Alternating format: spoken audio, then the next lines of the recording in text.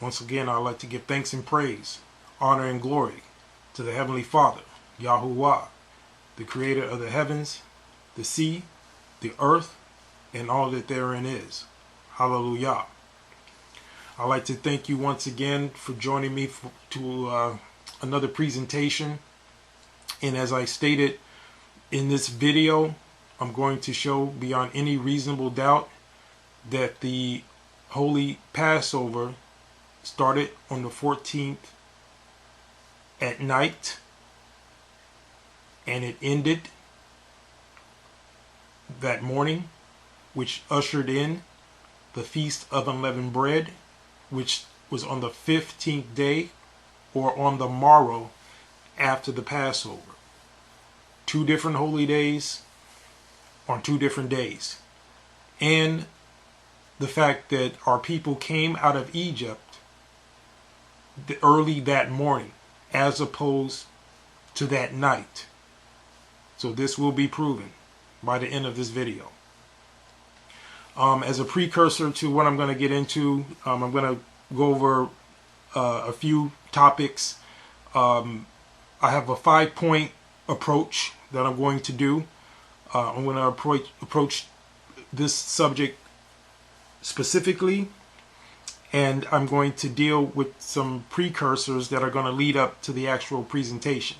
So I want you to sit back, take your notes, get your scriptures, get your Strong's Concordance, and we're going to present the Most High's Word the way it should be. Before we get started with this lesson, I want to give some commentary on something that came to my attention with regard to the last presentation that I put out regarding the honey. It came to my attention that there are a couple people that are starting to take shots. I think one of Yehuda's trolls is now starting to say some things about me. I mean, I didn't even know who this guy was, and I didn't come to YouTube to create a bunch of internet beefs. I'm specifically here to deal with Yehuda because of the things that he had been saying. I wasn't even talking about him. I didn't have a YouTube channel or any of that stuff. It came to my attention that he was still saying things about me, and that's why I went to address it. So now this other individual, I have no need to even go into any drawn out discussions about him. I don't know the guy. I guess he saw my honey video and he started to try to rebut it, and I don't have a problem with that. But I've also been made aware that this particular individual says that the scriptures are only 5% truth, which I find ridiculous. I mean, if you think that the scriptures only have 5% truth, then why are you even dealing with it?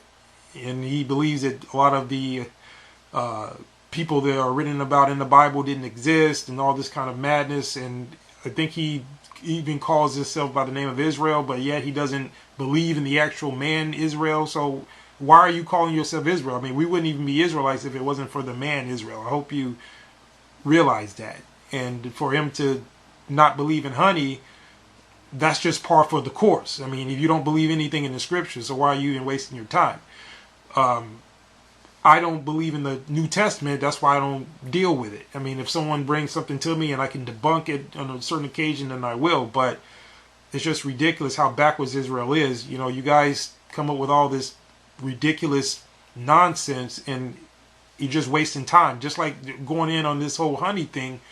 I mean, you guys are talking about honey, but there are actual sweeteners such as high fructose corn syrup that you don't say anything about. That is, by definition, a frankenfood. That's something that is chemically created.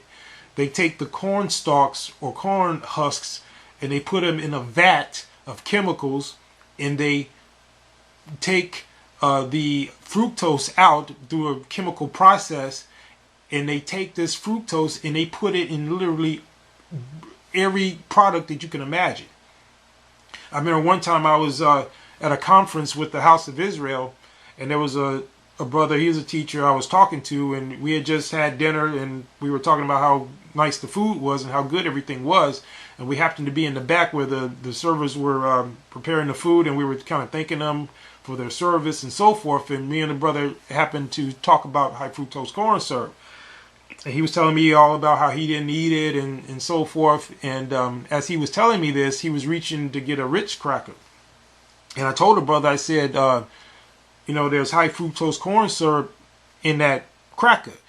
And he looked at me and said, what? And then I told him to read the box. So he read the box.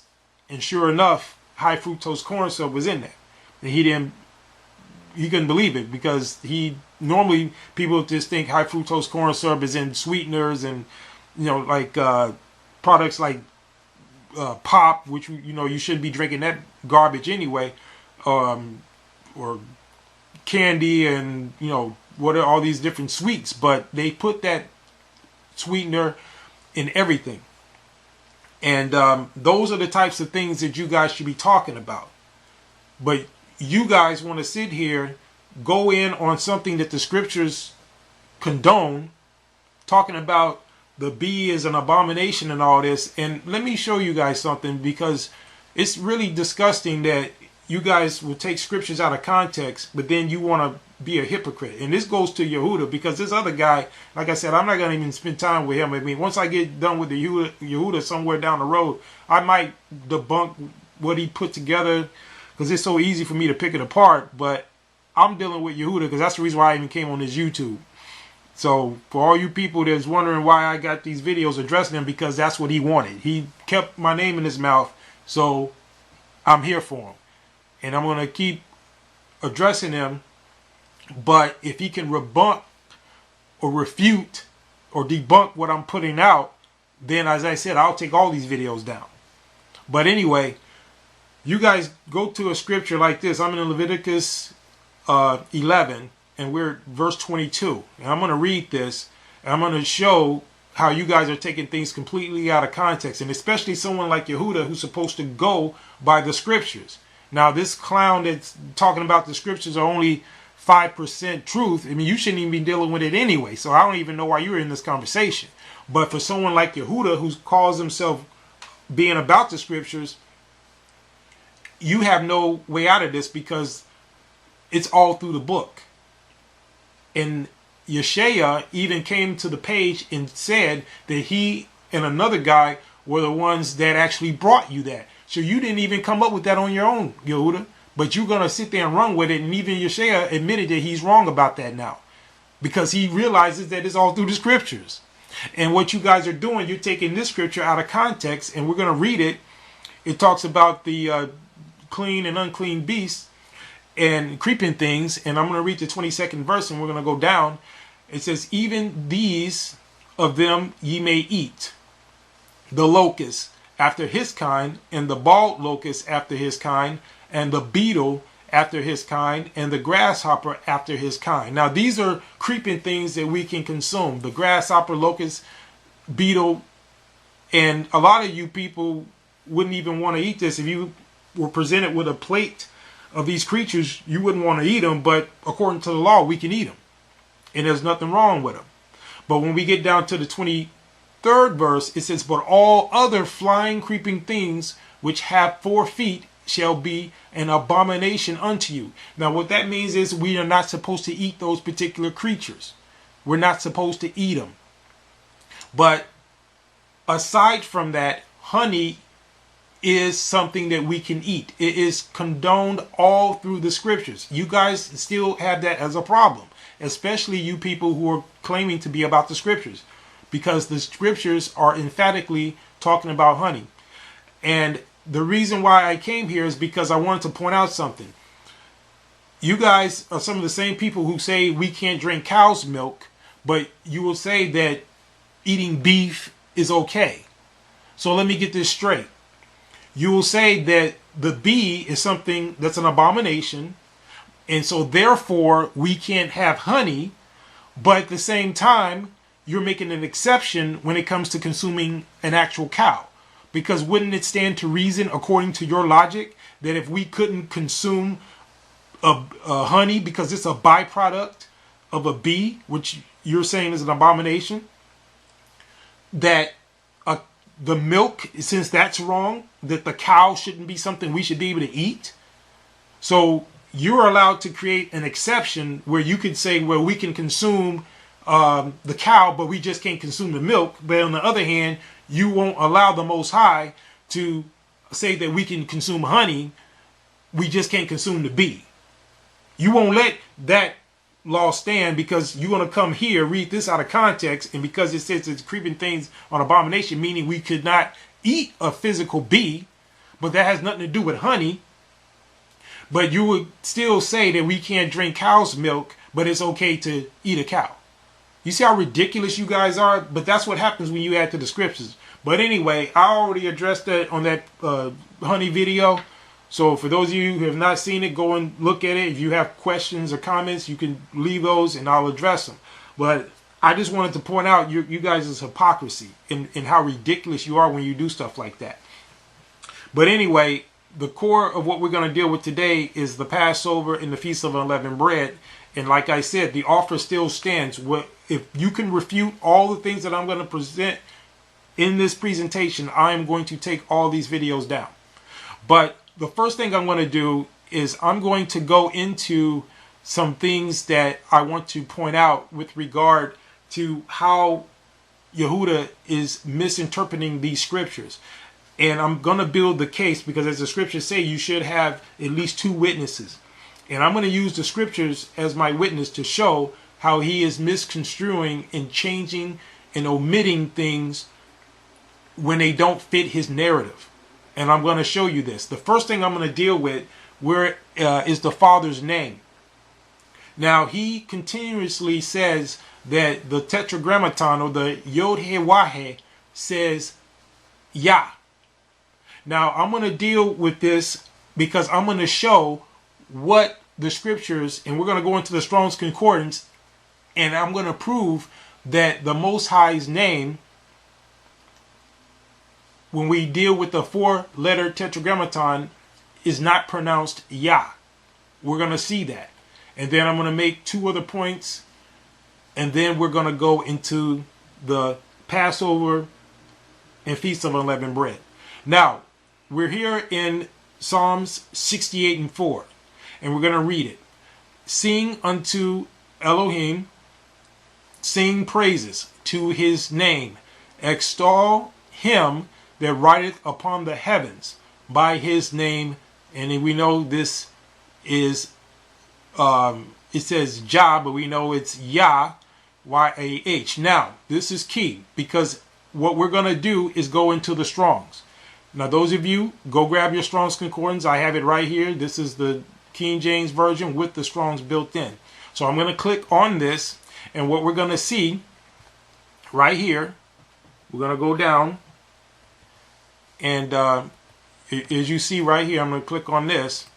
You should see that at the bottom of the screen where it says the name of the Heavenly Father. It says it's a contraction for, and then they got Yehovah, but we know that there's no V, but it's actually Yahuwah or the Tetragrammaton, but it says it's a contraction for, and the number is 3050. So let me ask you a question. What does a contraction mean? It means to shorten. This number that's used in Psalm 68 and 4 is a totally different number than what's presented throughout the scriptures. Because this says it's a contraction for Yahuwah, but they got Yehovah. But again, we know that's not the right pronunciation, but we get the idea. But it's a contraction, the 3050, which is placed here in Psalm 68 and 4. But when we click on this link, it takes us to the actual Tetragrammaton, which is YHWH, which is Yahuwah. You see that? It's 3068. I want to make sure this is highlighted. It's 3068. Totally different. And it says it's a self-existent or eternal national name of Elohim. And it says compare with 3050, which I'll click again. That's Yah.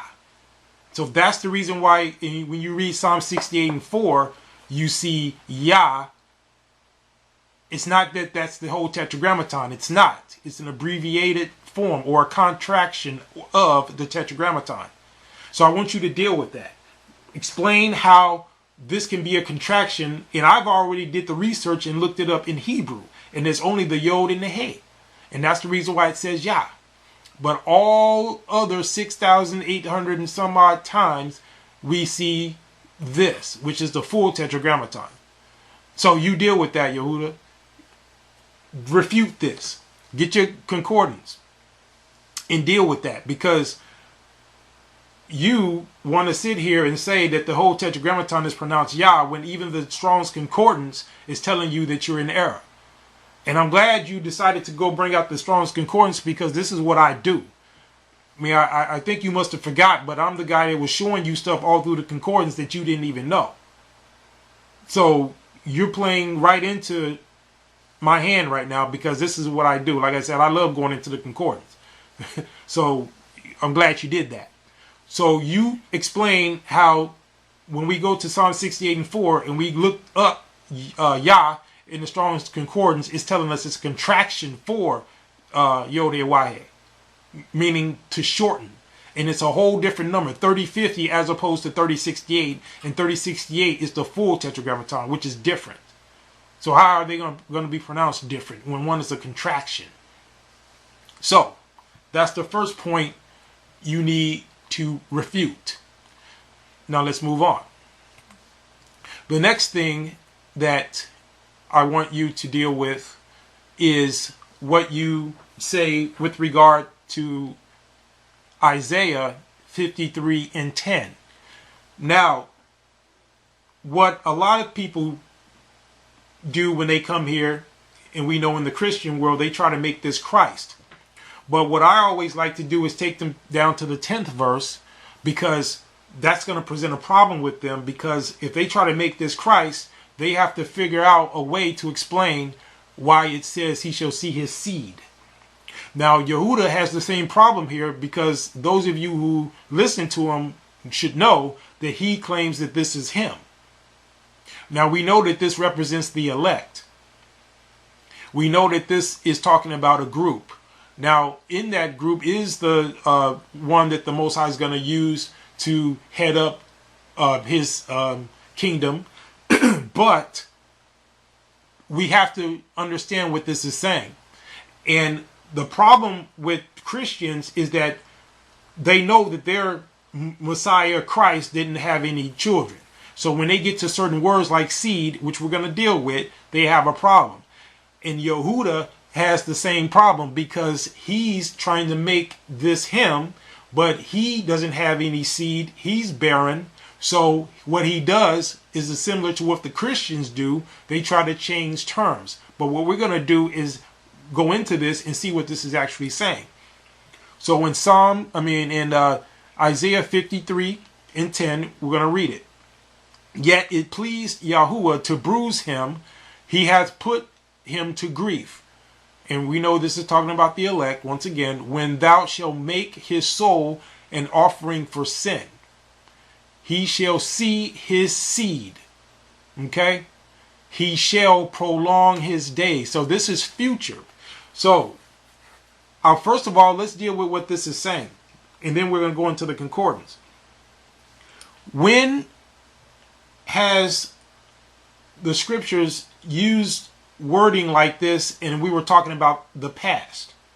What Yehuda does is changes the definition, and he tries to make it seem like when it says he shall see his seed, that means he shall see his past. He shall see his heritage, or something, that he was he found out he was an Israelite. Because once again, he has to try to retrofit this to himself, because he doesn't personally have seed. So when we look at the context of what this is saying, it's saying his soul shall be an offering for sin. He shall see his seed. He shall prolong his days. And the pleasure of Yahuwah shall prosper in his hand. So this is future. All this is talking about future. Now, when we go into this word seed, we're going to see if what Yehuda said can be fitted with what's actually in the scripture. When we look up the word seed, it says Zarah. So get your concordance, and it's number 2233. And it says it's from Zarah, seed, figuratively, fruit, plant, sowing, posterity. Ladies and gentlemen, what is your posterity? Those are your offspring, your children. What part of that definition says anything about your past? I mean, they even got secular songs out there that say they believe the children are the future. All this is talking about future. So posterity, carnally, child, fruitful, seed time, sowing time. And that's it. It has absolutely nothing whatsoever to do with your past. So what does Yehuda, what is he doing when he goes here and says that this means he shall see his past? He's completely changing terms to try to fit himself into this. Because like I said, he personally doesn't have seed. He's barren. He doesn't have children. So he knows that he can't fit it that way. So he changes the definition. And we can see here clearly, even if we click on this link, it still says the same thing. Bear, conceive seed, to root, to sow, figuratively, disseminate, plant, fructify, bear, conceive, set, sow, all future. So no way, shape, or form does this at all talk about your past. And that's why he didn't go into the concordance to look up stuff like this, because it totally destroys what he's trying to say. So I want you guys to look at this objectively. Let us reason together. How can you take a definition or a word and twist it and try to change the whole thing when there's absolutely nothing within the context of what the scriptures are saying that would even remotely suggest it's talking about the past? When it says he shall see his seed, he shall prolong his days. This is all future. And then when we go into the actual Hebrew, we go into the Strong's Concordance, we look up the word, you see the definition. Where in that it has anything to do with the past? I mean, am I missing something here? You have to show me that. So that's your next step you got to do. Because again, we're leading up to the core of what we're going to deal with. But I'm just showing a pattern in what you have been doing. You take terms and you change them to try to fit you. So that's that one. But we're not done yet. So what we're going to do now, we're going to deal with something that is very personal, because what you've done is that you've lied on me. And I hope you didn't think I forgot about what I said I was going to do. I told you that if you didn't present that letter, that I was going to read it. In April of 2012, I presented you with a package. And again, people, this is leading to the point because I'm going to show how this guy lied. What you're looking at here is the actual letter that I sent to Yehuda along with the package back in April of 2012 when I broke away from the other class. And I'm thanking him and I'm showing him that I've set up the movement that I set up, and I was giving him some information. And at the bottom of this letter, you're going to notice that I offered him the recording. But I'm going to read through this real quick before we get into the core of the lesson. But I'm just showing you this to build the case, because he's still out here lying about what actually happened. So in this letter, it says, "Greetings, Brother Yehuda. I hope this letter is finding you and your family in peace, in the peace and serenity that only our Heavenly Father, Almighty YHWH, can bestow upon you. I am writing you this letter to inform you that with the guidance of Almighty YHWH and Him allowing me to interact with brothers like yourself, I have successfully broken away from the Chicago Hebrew Israelite Bible class and its false teacher, Lonzi Artry. I have established a new Hebrew Israelite organization called Yahuwah is Our Vindicator. I know you believe that the Yah our righteousness is the best translation of what the Hebrew scrolls say, but to the contrary, I have found through much research this to be untrue. When I last visited your home, I mentioned a man by the name of William Tyndale. He's an important figure to know about. I suggest you do your own research on him as well, because it was he who translated many parts of the Bible. He also added his own modifications to key Hebrew words, one of which is zedek or zetek, which more accurately translates from Hebrew as to justify or vindicate. So I'm giving him the deep information that I found out as to why I went with Yahuwah is our vindicator as opposed to our righteousness. So I'm going to read on. I am now going to provide you with excerpts from an encyclopedia regarding William Tyndale and the role he played in translating the scriptures as follows. William Tyndale, sometimes spelled Tyndale, T-I-N or T-Y-N, Tyndall, 1494 to 1536, that's his when he was born and when he died, was a 16th century scholar and translator who became a leading figure in Protestant reformatism towards the end of his life. He was influenced by the work of Desiderius Erasmus, who made the Greek New Testament available in Europe, and Martin Luther. Tyndale was the first to translate considerable parts of the Bible into English for a public lay readership, while a number of partial and complete translations have been made from the 7th century onward, particularly during the 14th century. Tyndale was the first English translation to draw directly from Hebrew and Greek text, and the first to take advantage of the new medium of print, which allowed for its wide distribution. This was taken to be a direct challenge to the hegemony of both the Catholic Church and the English Church and State. Tyndale also wrote in 1530 the practice of prelates opposing Henry VIII's divorce on the grounds that it contravened scriptural law. Now, righteousness, also called rectitude, is an important theological concept in Judaism and Christianity. It is an attribute that implies that a person's actions are justified and can have the connotation that the person has been judged or reckoned as leading a life that is pleasing to, they say G-O-D here. William Tyndale remodeled the word. This is key. He remodeled the word after an earlier word, rithwis, which would have yielded modern English right wise or right ways. He used it to translate the Hebrew root tzedek, which appears more than 500 times in the Hebrew Bible, and the Greek word dikaios, which appears more than 200 times in the New Testament. So that's the end quote. Now I said, so as we see, it was William Tyndale who took it upon himself to, quote, remodel the word tzedek and replace it with the word righteousness, when in reality justify or vindicate would have been a much better fit. Anyway, I just wanted to share with you the reason I chose the name that I did for this organization. We can debate this some other time.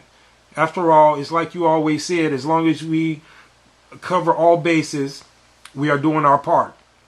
Yahuwah will bless whichever movement he wants to grow, from being the small stone cut out without hands to becoming the mighty mountain that will take us home and cover the earth. At any rate, I want to thank you for having me as a guest in your home several times. And I know our discussions did get very heated at times, but it was never personal on my part, and I believe that you would say the same. While I don't agree with you on many things, I have learned some very important things from you, not the least of which being that we are the ones that have to take a stand and accept responsibility for preparing ourselves to get back into the land. This is something that Lonzi never taught me growing up.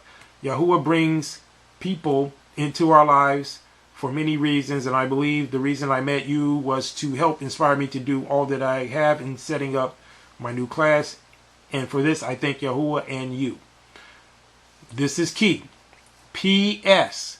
Enclosed you will find a copy of my farewell speech to the Chicago Hebrew Israelite Bible class and Lonzy Archery, along with some literature about our new organization, which is what you guys saw, that purple folder, which had that in the package. By the way, I have the audio of our last debate. If you want a copy of it, let me know and tell me the format you would like it in, and I will send it to you. Peace, Brother Dawid.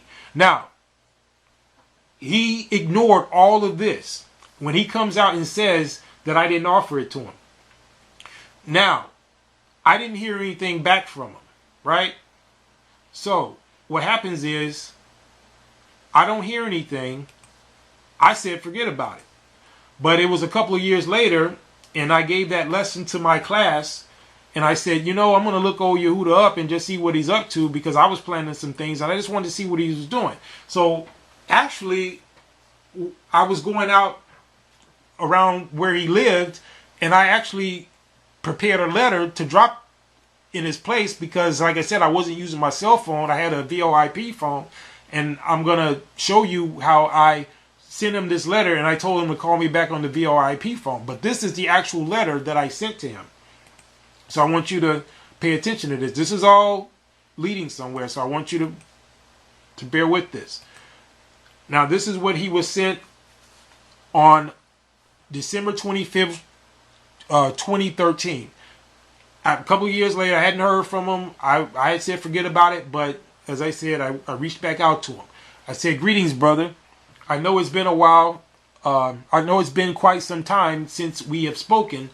There have been a lot of changes and developments from the Almighty Yahuwah that I would like to talk to you about. I would like to share some of the things I've been working on and hear about what you've been doing as well. I would like to visit you on 12/26/2013 between 12 to 1 p.m. If this time frame does not work with your schedule, leave me a brief message at the number on the enclosed business card stating whatever time does work for you. If I don't get a response, I will consider this as a confirmation that the aforementioned time is okay, and I will be there within that time frame. Peace, Dawid. Now, once I left him that letter, he responds immediately saying that he ain't going to meet with me until he gives me the recording. To which I respond with this letter, because I couldn't believe it, because I remember I sent him the other letter. He never responded to that. And as you just saw, I felt it was pretty courteous and I didn't disrespect him. I was being thankful to him. He never responded to that. So he leaves me a message on the number I provided talking about, well, you ain't going to see me till you give me the recording. Like, it's that big of a deal. I tried to give it to him 2 years before that. But I respond to this by saying this.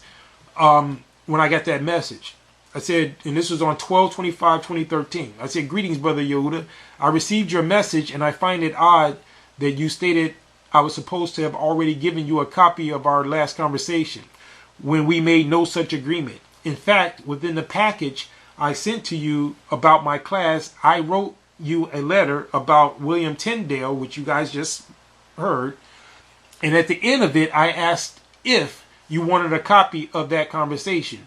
I didn't hear anything from you telling me that you did, or even in acknowledgement that you got the information.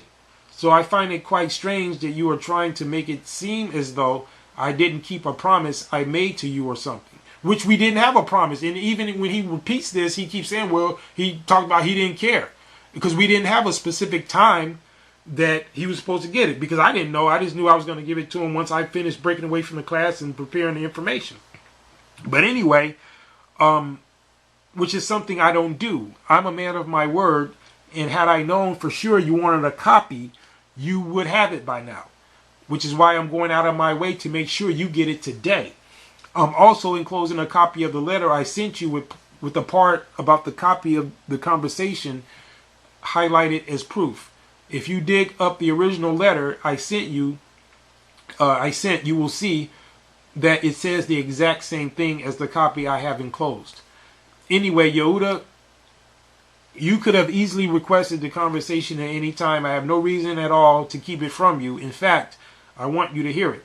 So you shouldn't make our meeting contingent. So that's the part he quotes. He skips over this entire paragraph right here, and he keeps talking about the contingent. When I said, well, I didn't know us meeting was contingent. You see that? So just like he does with the scriptures, he leaves out things that don't fit what he's trying to say. But he's going to ignore all of that, because then he would have to acknowledge that it was him that didn't respond. That's why he didn't get it. But this is the part that that you've heard him mention about me when I said this. So you shouldn't make our meeting contingent upon whether or not you get it. We should be able to meet like we always did. I'm not coming to debate you just to catch up on what each other has been doing and discuss current events. I will still stop by at the time I mentioned, since I will be out anyway. Hopefully we'll get a chance to talk. If not, we'll just leave it at that. There is already enough division among our people. We don't need more petty rifts between teachers of our caliber. YHWH Bless. Peace, Dawid. Now, that is the whole backstory. And as you can see, I tried to reach out to him. And then when I went over there, because remember, he said, well, once he got it, then we could meet, right? So I said, okay, he got the stuff, let's meet. But what did he say? He even said this on video. He didn't even have the decency to come to the door. And then he gonna say I was out there for an hour. Yehuda, you are a liar. I was not out there an hour. I came over there and I had my RV with me. I kept it running. And I'm not gonna be sitting out there in front of your house for an hour running my RV. And you talking about I was blocking the garage. I parked on the same side of the street that I always do. But if there was somebody that wanted to get in or out, don't you know I would have moved? But I was parking in the direction I was going in. And then you're going to say, when I came, I didn't ring the bell, which is ridiculous. I did ring the bell. I rang the Yah Righteousness bell. But I am not going to ring every bell. You got like 5 or 6 bells. I'm not going to ring all those bells looking for you, especially when you saw me out there. So at that point, I was done with you. I said, well, I ain't coming back. And that's why I wrote you that other little note and said I'm gone. After I was there about what? About 15 minutes. And then I was out of there. And then I was done. And then if it wasn't for the fact that I heard you on the internet talking about me, you wouldn't have heard from me still. Just like that guy from Arizona asked you, had you heard from me? And you said no. And you wasn't going to hear from me until you came out here lying. But there you go, people. As I said, if he didn't put that letter out there, I was going to put him out there. And I did that. So let's get down to business.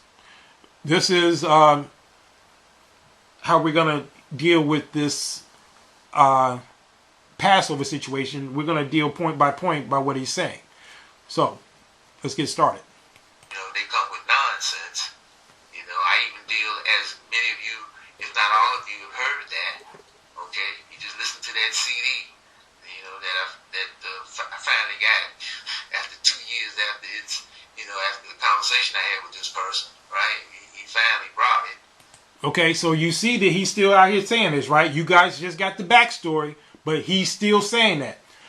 And after I dropped what I did on December 25th, he still never addressed that, but he still wants to come out here with these lies. So I tell you what, Yehuda, you keep doing that, but you're going to get judged on this. So you think it's a game, and don't think just because I dropped these videos and I'm mocking you like you should be mocked, just like Eliah did to them false prophets. Don't think I'm lighthearted about this. This is deadly serious. You're going to answer for what you've been doing because you are lying. I just read for the people the letters and show how I was reaching out, and then you got the nerve to still sit up here and act like I was trying to keep this recording from you. But just keep on doing it. You're gonna get judged for this. You understand what I'm saying? After he had already been playing it for his class, he finally, after I laid it on him, when he finally popped up. You didn't lay anything on me. You wouldn't even got it if I hadn't reached out to you, because you weren't man enough to even contact me after you got the package. And I wasn't just playing it for my class. I played it. It was like towards the end of 2013, and that's when I reached out to you again. So look, man, something's wrong with you. You are a complete liar. You didn't lay anything on me. You didn't even contact me until I reached out to you again. And I did it out of the kindness of my heart. You act like you came over my house and demanded you laid it on me. Man, get out of here. Man, something's wrong with you, Yehuda. Okay, because he was supposed to have been bringing it to me right after, the conversation, and he had a chance to make the CD. We didn't say that, Yehuda. We did not have a specific time at all. We did not at all. You are a liar if you say I was supposed to bring it right after. I never told you that. Because, number one, I was going to bring it once I completed everything. But anyway, I've already shown that you're a liar, so this is par for the course. 2 years to make it. Okay? You would have got it in April. He brought it back. He finally brought it the next day after I laid it on him. You didn't lay anything on me, man. See, which again underscores the fact that he knew what he had said to me initially in regards to that conversation that he wanted to record, that he was going to make me a CD copy if it was all right with me for him to record the conversation. I think it's okay with me.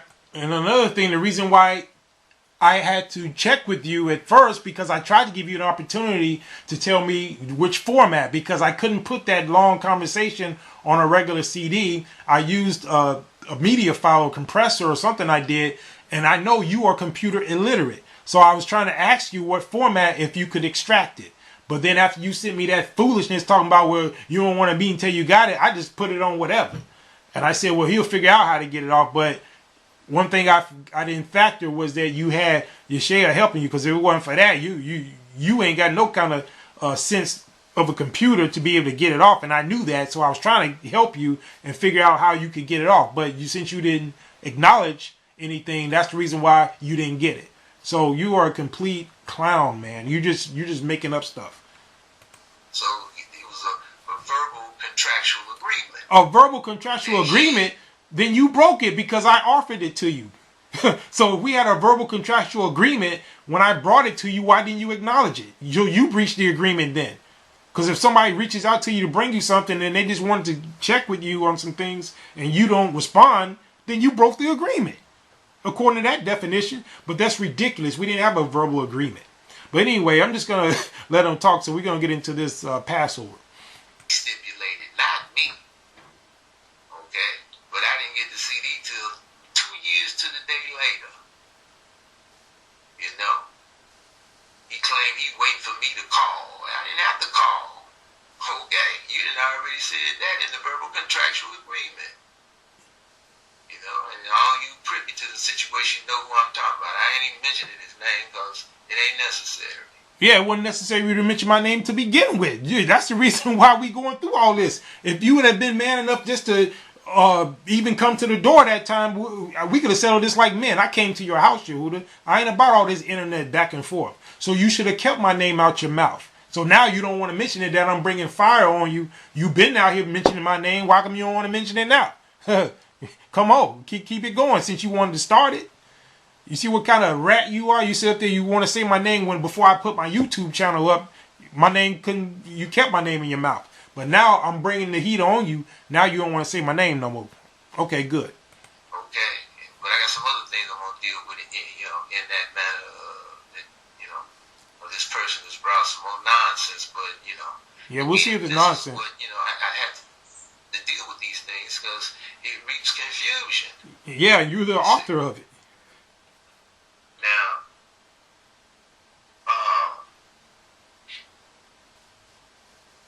I'm going to go to Exodus chapter 12. Again, right? The book is redundant, so, we have to be redundant. People come up with this, still trying to fit the square peg in a round hole in a lot of places. Yeah, so it's very interesting that he keeps saying fit a square peg in a round hole, right? Now, what exactly does that mean? See, when you try to take a square peg and put it in a round hole, like in this depiction here, you know what that actually means? You have to shave some things off, right? But who is the main one that's shaving scriptures? I already showed you how he changes definitions, like with the name. He changes definitions when it comes to the word seed. He's the one doing this, but then he keeps projecting it on other people. So you have to deal with these things, right? Yeah, put your chapstick on because you're going to need it. Now, again, when you go here to chapter 12 of Exodus, basically all you will know, you privy to this. The ones that are not, when you hear this, go to your book, open it up, and, Man, this guy's a narcissist. Start reading. verse 6, because it's verse 6 that those of you who got a big Bible or Bible with commentary, publishers concordance, like I got it right here. You know, and different ones have. You probably have the same thing in your concordance, what I've got in mine. We've got Wycliffe's commentaries here, and in this spot, he's got the same thing that's in my concordance, the publishers put here, because they know. You understand what I'm saying?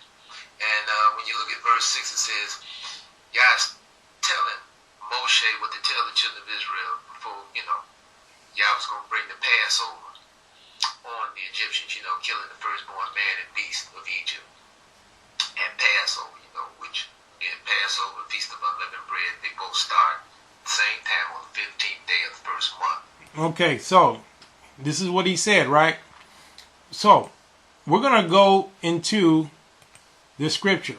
So we're in Exodus, 12th chapter, and we're going to start where he was. And I want you guys to pay very close attention, because again, we're going to take this precept upon precept, and we're not going to add or diminish. So he was at the 6th verse, and we're going to deal with this. Okay? Now, it says, and ye shall keep it up. We're talking about the lamb. Well, let's start at 5. It says, your lamb shall be without blemish, a male of the first year. Now, even according to him, a male of the first year, somewhere around 80 to 100 pounds. So he keeps emphasizing that, but I'm going to show you how that's actually going to work against him, because he keeps trying to make it seem like this was all happening around the same time. But a lamb of the first year, ye shall take it out from the sheep or from the goats, and ye shall keep it up until the 14th day of the same month, and the whole assembly of the congregation of Israel shall kill it in the evening. And they shall take of the blood and strike it on the 2 side posts and on the upper doorpost of the houses, wherein they shall eat it. And they shall eat the flesh in that night, roast with fire and unleavened bread with bitter herbs. They shall eat it. Now, this is all a process. We have to take the lamb, kill it, and then take the blood, put it on the 2 side posts, and then on the upper post. And then you're going to take the whole lamb and you're going to roast it.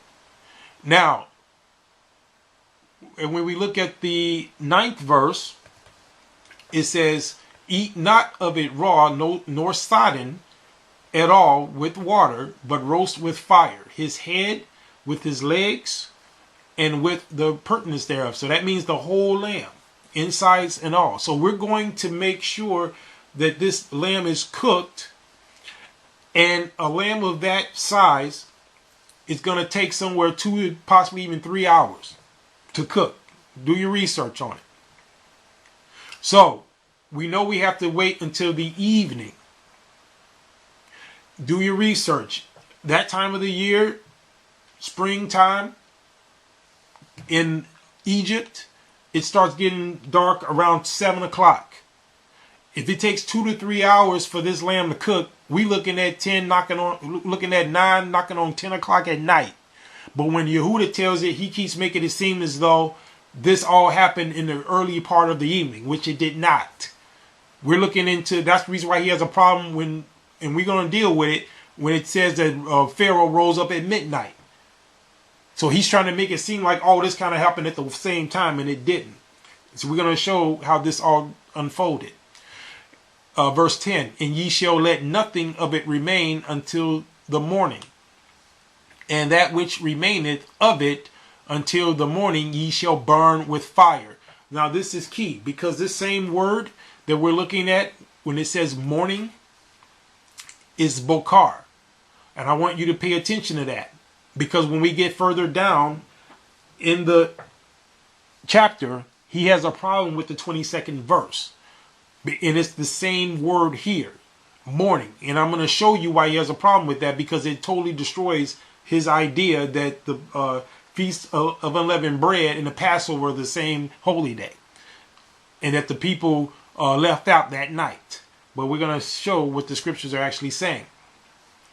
And thus shall ye eat it, with your loins girded, and your shoes on your feet, and your staff in your hand, and ye shall eat it in haste. It is Yahuwah's Passover. Now, when we go to the next verse, for I will pass through the land of Egypt this night, and will smite all the firstborn in the land of Egypt, both man and beast, and against all the false gods or idols of Egypt I will execute judgment. I am Yahuwah. And the blood shall be to you for a token upon the houses where ye are. And when I see the blood, I will pass over you, and the plague shall not be upon you to destroy you, when I smite the land of Egypt. And this day shall be unto you for a memorial, and ye shall keep it a feast to Yahuwah throughout your generations. Ye shall keep it a feast by an ordinance forever. So it doesn't say in all your dwellings, but you shall keep it forever. Now, this is where we have to look at the scriptures very carefully. When we look at the 15th verse, it says 7 days ye shall eat unleavened bread. Now this is the feast of unleavened bread. It doesn't mention it by name here, and it doesn't even mention in the 14th verse that this is a Passover. And I like the way this is situated because it's the 14th verse and it corresponds with the 14th day, which is the Passover. But when we get to the 15th verse, it corresponds with the 15th day, which is the Feast of Unleavened Bread. I'm not sure if this was by design, but that's the way it works out. Because when we look at the 14th verse, it's talking about the Passover. But when we go to the 15th verse, it's talking about the Feast of Unleavened Bread. And that's why it mentions the 7 days. It says, 7 days shall ye eat unleavened bread. Even the first day ye shall put away leaven out of your houses. For whosoever eateth leavened bread from the first day until the 7th day, that soul shall be cut off from Israel. Now that first day corresponds with the 15th day. It's not inclusive of that 14th day, which is the Passover. We happen to eat the Passover lamb with unleavened bread and the bitter herbs, but that is not the Feast of Unleavened Bread. And that's where the confusion is coming in. And I'm going to show you that. Some of this is an honest mistake, because I do understand how people can be confused. But the problem with people like Yehuda is that when he sees scriptures that are going counter to what he's saying, he wants to throw them out. He wants to throw the baby out with the bathwater. And I'm going to show you that that is the wrong thing to do. And that's the reason why he's off. Now, 16, it says, and in the first day there shall be an holy convocation. And in the 7th day there shall be an holy convocation to you. No manner of work shall be done. Now remember, this is the Feast of Unleavened Bread. This is not the Passover. In them, save that which every man must eat, that only may be done of you.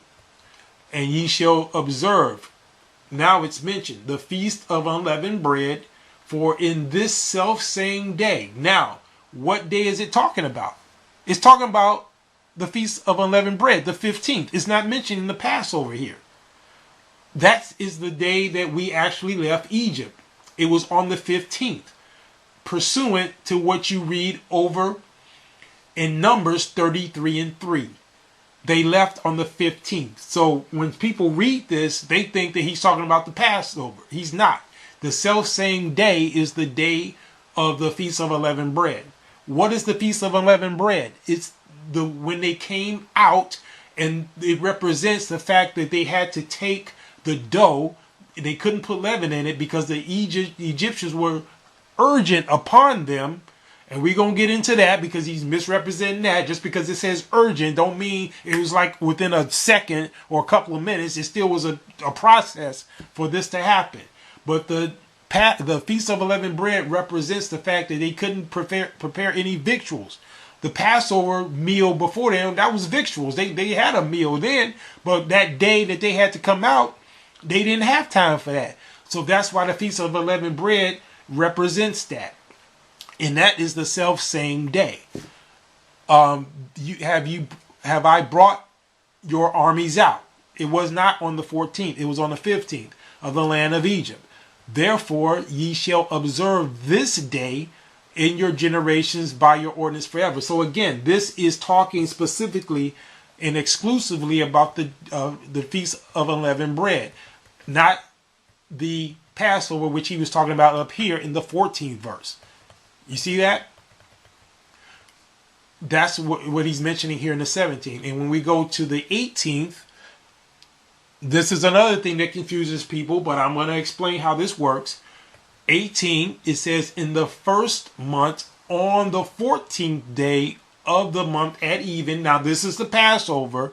Ye shall eat unleavened bread until the 21st day of the month at even. Now, this is not telling you about the feast, the 7 days. It's giving you the total time frame that you're eating unleavened bread. Because remember, you're eating it with the Passover lamb, and you're also eating it for the 7 days. Now, it's not giving you the Feast of Unleavened Bread here because it's starting on the 14th, running through the first, the 1 and the 20th day. So all that's saying is that we're going to eat the unleavened bread from the 14th, which is the Passover, to the 1 and 20th day at even. That's in the 18th verse. When we go down to the 19th verse, now we're talking about the Feast of Unleavened Bread. That's where it mentions the 7 days. It's not going to mention 7 days in the 18th verse because we know that's 8 days if you run from the 14th to the 21st. But that's just telling you how long we're eating the unleavened bread. But when it comes to the Feast of Unleavened Bread, that's the 19th verse. 7 days. There shall be no leaven found.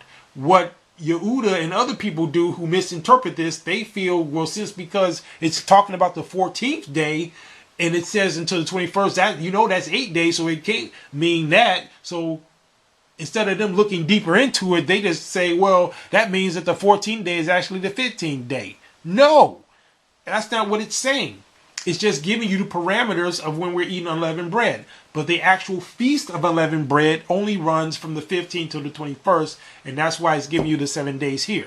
And it says, 7 days shall there be no leaven found in your houses. For whosoever eateth that which is leavened, even that soul shall be cut off from the congregation of Israel, whether he be a stranger or born in the land. Ye shall eat nothing leavened. In all your habitations shall ye eat unleavened bread. Then Moses called for all the elders of Israel and said unto them, draw out and take you a lamb according to your families, and kill the Passover. And ye shall take a bunch of hyssop and dip. And so hyssop, those are like belts or cords, and dip it in the blood. So that's what they're going to use. They dip it in there. And then dip it in the blood that is in the basin, and strike the lintel, which is the upper post, and the 2 side posts with the blood that is in the basin. And none of you shall go out. So this is key. None of you shall go out at the door of his house until the morning. Now, when Yehuda came across this in this video, the one that I played, and if I had time I would probably go into it, but he's going to say that, and let me see if I can get it. Okay. And see if I can get that part. Verse 6, and you shall keep it. Now, I'm going to pick this up in verse 5 so you get it, all right?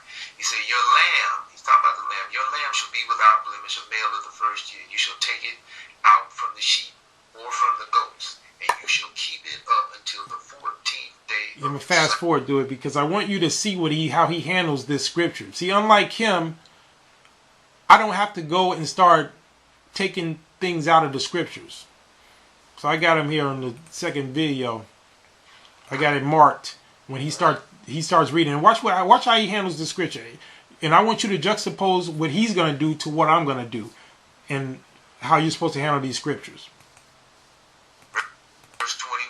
Then Moshe called for all the elders of Israel and said unto them, draw out, take you a lamb according to your families, and kill the Passover. And you shall take a bunch of hyssop and dip it in the blood that is in the basin, and strike the lintel and the two side posts with the blood that is in the basin. And none of you shall go out at the door of his house. Now they've got here until the morning. Wait a minute, so you see he has a problem with it, right? Now they got here. Well, wait a minute, Yehuda. What do you mean they got here? Them the same, whoever this they is, they're the same people who put it up there in the in the 10th verse. Because remember, people, this particular scripture, this is Bokar, right? Morning, right? Now, when we get down to this 22nd verse, now he didn't have a problem with it in the 10 because it doesn't contradict what he's trying to say. But when we go into it, let's see what this says. Morning. Oh, guess what? It's still the same word. So what's up, Yehuda? You have a problem with it now, right? Because it's contradicting you. But you got to look morning up, because we oh. Speak, you understand? It's already done said y'all brought the armies of Israel out at night. No, it didn't. See, that's the problem. He's misreading this. They didn't come out at night, and I'm going to prove that. But what he's doing now is because this definition totally contradicts him. Now he wants to look it up. So, okay, so let's do it, Yehuda. Let's look it up. Let's go look that up. I already got it, but let's see. And I want you to see the chicanery that he does. This is just ridiculous. Right? Now I'm going to look up morning in the Strong's Exhaustive Concordance. Right?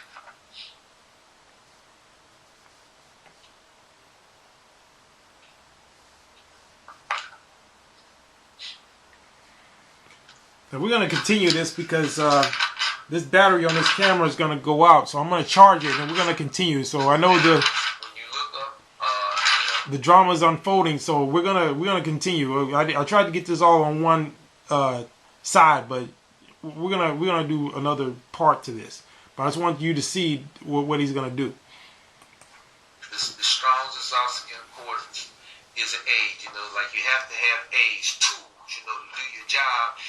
Certain jobs call for certain tools. No, I got tools. In fact, you can consider this a war. You better bring your weapons, because I got mine. You better bring your sword. You better bring your shield. You better bring your armor, because you're going to come out here with this stuff. You better be able to defend it, because, like I said, it's all or nothing. Because if you could prove me wrong, I'll take all these videos down. But anyway, yeah, you're right. You got to bring your tools, and I got my tools. And if you rebut this, you're going to have your tools. And this Strong's Exhaustive Concordance is an excellent tool. It sure is. You understand? I paid like $35.